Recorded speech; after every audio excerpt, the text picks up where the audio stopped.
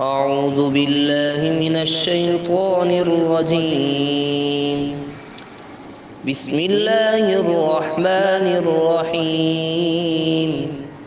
يا أيها الذين آمنوا كتب عليكم الصيام كما كتب على الذين من قبلكم لعلكم تتقون.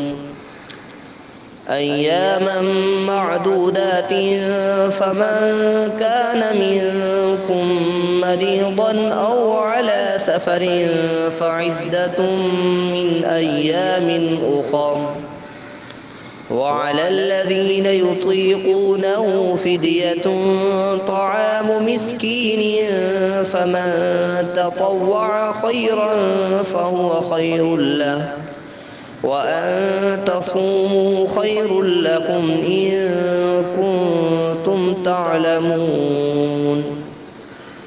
شهر رمضان الذي أنزل فيه القرآن هدى للناس وبينات من الهدى والفرقان، فمن شهد منكم الشهر فليصمه، ومن كان مريضا أو على سفر فعدة من أيام أخر.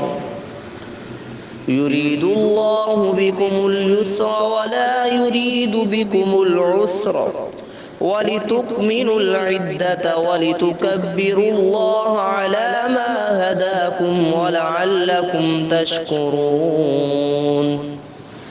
وإذا سألك عبادي عني فإني قريب أجيب دعوة الداع إذا دعاني، فليستجيبوا لي وليؤمنوا بي لعلهم يرشدون.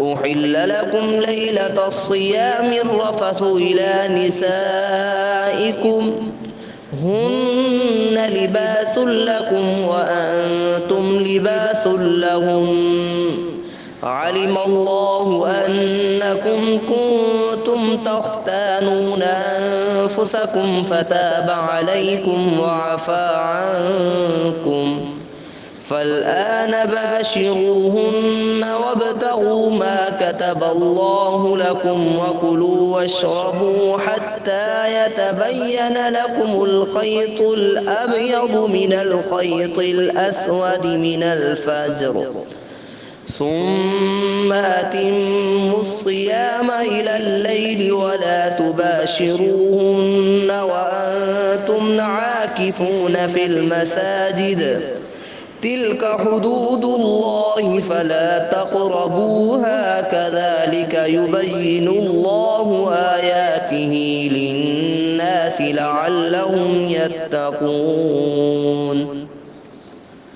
ولا تأكلوا أموالكم بينكم بالباطل وتدلوا بها إلى الحكام لتأكلوا فريقا من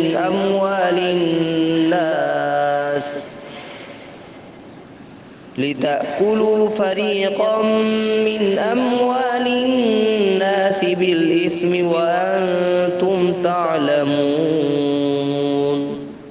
صدق الله العظيم. उलमा व अवाम में हाइल खलीज दूर करने की एक मुनफरिद काविश।